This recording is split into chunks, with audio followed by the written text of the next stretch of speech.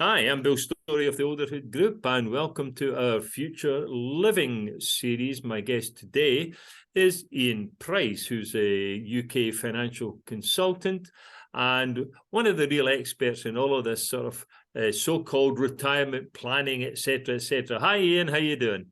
Very well indeed. It's nice to see you again, Bill. Cool. So I think today we're going to sort of turn the scale down just a little bit into the age 30, 35, 40 in there somewhere. But that's not to say that those who are older, won't benefit from some of the, advice, etc., that you have. So if we are looking at people who are in the 30, 35, 40 age group, I guess using the word retirement is probably not a word that jumps to mind for them because it's too far away. It's another 20, 25, 30 years ahead. So therefore, the notion of planning for retirement, I don't know. But I think there's an increasing number of people who are contemplating early retirement. Now, whether that's come about by the economy, whether that's come about by, the COVID pandemic where people were working from home and began to like the idea, I'm not sure. But there is uncertainly, a swing towards, maybe I'll retire earlier. So the idea of retiring at 65, I think is losing its interest, perhaps. So, Ian, tell us some of the things that as a, 30, 35, whatever, what kind of things should that type of person be thinking about to plan for, let's just call it the early retirement? Bill, I think a couple of things, and I would like to comment on a couple of things you just made to add some my thoughts on it. I actually think some of the people we're talking to are 30 are our children. So they're the kids of the baby boomers, and they're baby boomers. We've had a conversation before, Bill. All we've ever done is work. We are, we work. So I think our kids have seen how hard we've worked and perhaps how late we've left it to take our foot off the accelerator, for want of a better word. So I think sometimes it's watching what their parents have done. So I think that's important. It's really interesting because you were quite right. People in their 30s, this word retirement, blimey, that's miles away.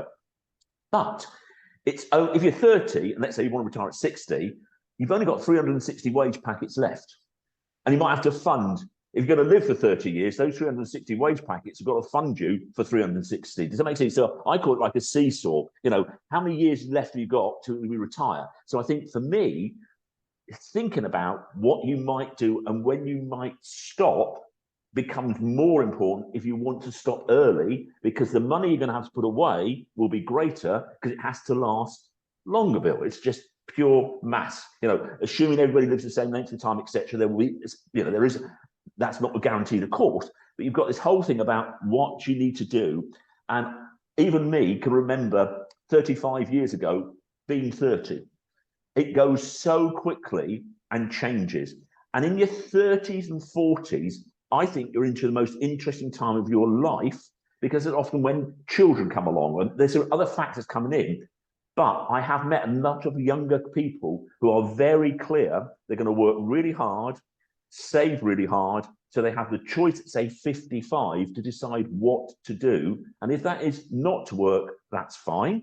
If it's to step back from a career and have a job, that's fine. It's all those things. So it's giving themselves options, I think. So I think the youngsters today want options. Therefore, you have to plan for those options, Bill.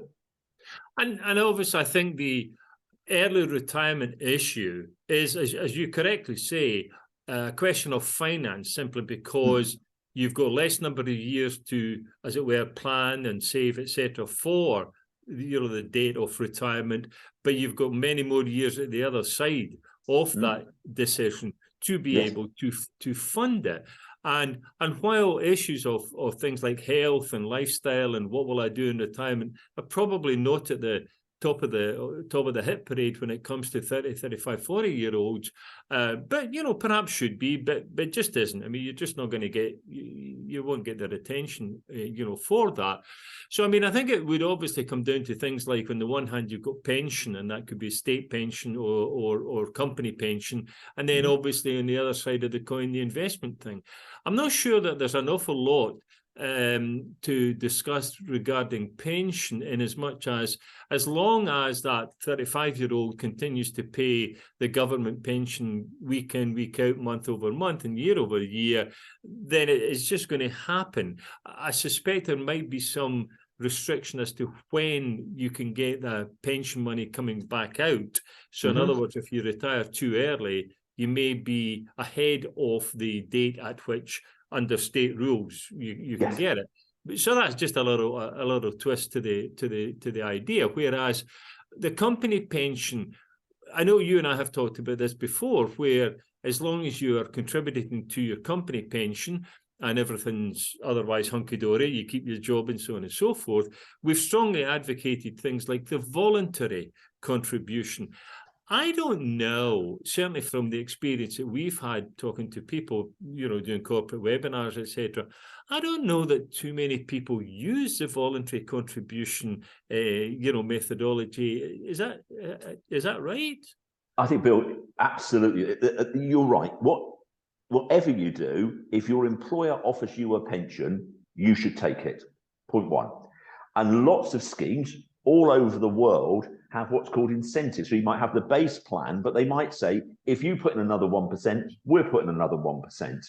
So I think what you've got to do is look at the benefits that are being offered to make sure you're maximizing the tax efficiency of how you save for retirement. Then you're quite right. In our days, they call it additional voluntary contributions, whatever you want, where depending on the legislative remit of where you're based, you can make additional pension contributions. If you look in the UK, you can get them relieved at the highest rates of tax you pay. And that's pretty, so there's always an option. So to me, it's about looking at where you want to be and what's the most tax efficient way of getting you to that point.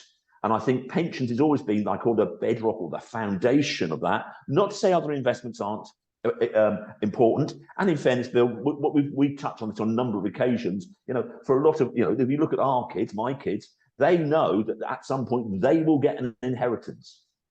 They won't know the amount, but that could be the game changer for them retiring early, to be perfectly honest. It depends on how much they might suddenly get enough money to pay off their mortgage. Therefore, if you haven't got a mortgage, you don't need as much money. So there's always so many, I think I call them plate spinning, Bill. And you've got to, I met somebody recently who's decided to actually put all their money, apart from the base level, into pensions to clear their mortgage as quickly as possible. Why?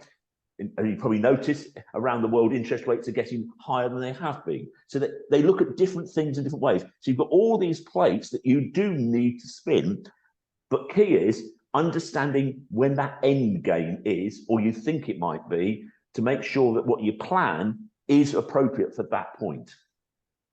Yeah, I don't reckon that the 35-year-old uses the word pension too often, albeit he or she may be, as you say, in the company pension plan, and if it's available, take it. So let's switch over to the word savings, and that may migrate towards investments as well. Talk to us a little bit about age 35. You've got responsibilities, you've got financial responsibilities, you've got what I would call big ticket items.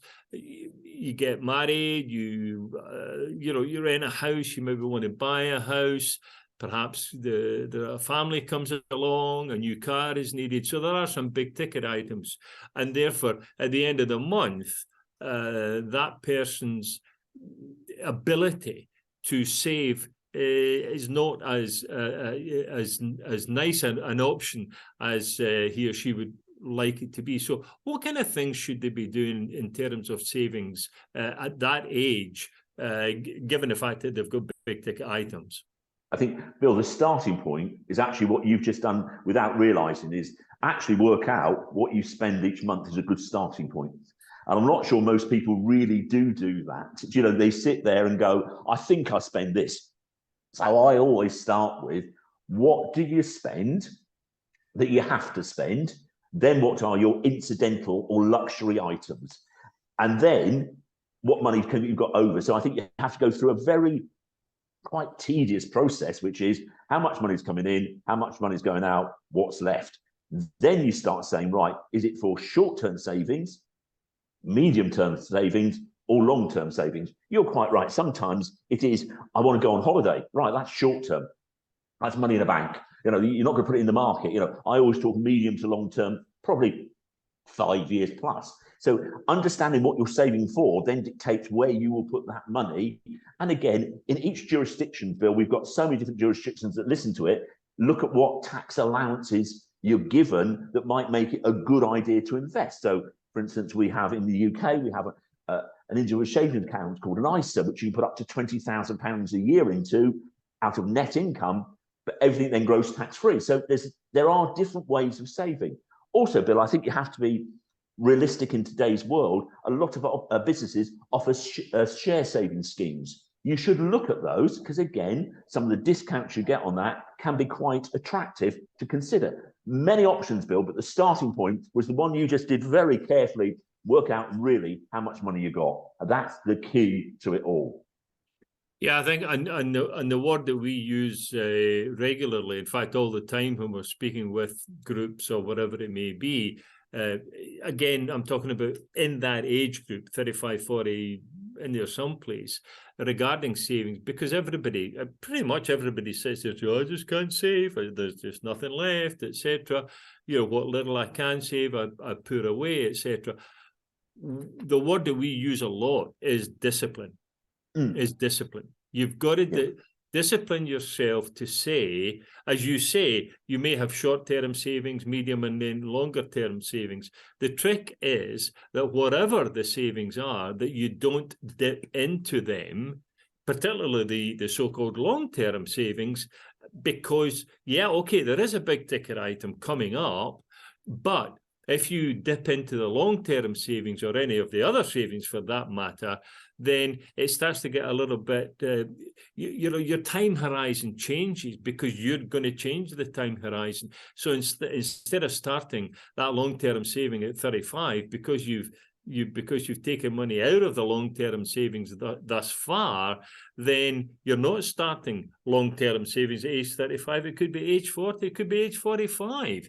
So that's why we use the word discipline. You've got to discipline yourself to recognize that short-term savings are fine, and that could be for a vacation, no problem.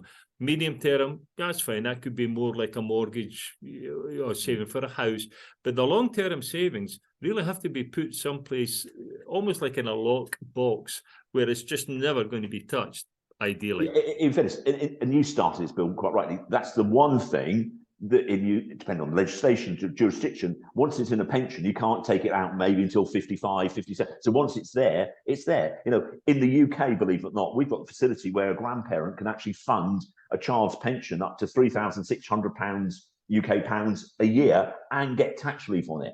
I know I've seen a presentation that says you almost do it for the first 18 years of their life. You stop by the time they're 60, the child, they've got £1 million in their pension fund. So there's some quite clever things to do and look at. But I absolutely agree, discipline is the key. That's why, if you think about it, when you get your wages or whatever you get deductions depending, tax, whatever, that comes out, that's paid. It's almost, once you get into that heartbeat of doing it, it becomes easier. But it's hard to start, and it really is hard to start. But start with a figure that you'll feel comfortable with. Then each year, if you get a pay rise, accept that some of that pay rise then goes into your long-term savings for the future. That's what you should start to do. And it's consistency, isn't it? It's consistently putting money away into whichever bucket you want, whether that's a short, the medium, or the long-term savings. You've got to be consistent. You've got to do it every month. You can't skip a month. You can't sort of say, I'm going on holiday next month, therefore nothing's going to go into the savings pots. That's just not a good idea. I was going to say, one other thing, Bill, to talk about is, there may be some people who sort of what we call self-employed. They run their own businesses. What you want to start thinking about is part of your turnover should be for your long-term savings. If you think about if you work for a business, they pay your pension. Well, you've got to have that same mentality if you're employed yourself. Somebody's got to pay your pension. So actually, it should become part of your pricing mechanism to look at, will there be sufficient put into my pension fund? And that's how it sort of works. If I go off, I don't know, in the UK, if I go and buy a railway ticket when they're not on strike, part of my ticket goes to the pension funds for the people who work in the railways. It's that type of logic as well, Bill. Well, and of course, the point is that if you put off long-term savings simply because you're dipping into the pool or into the pot, then the object of the exercise, which we started with here, was to plan for early retirement.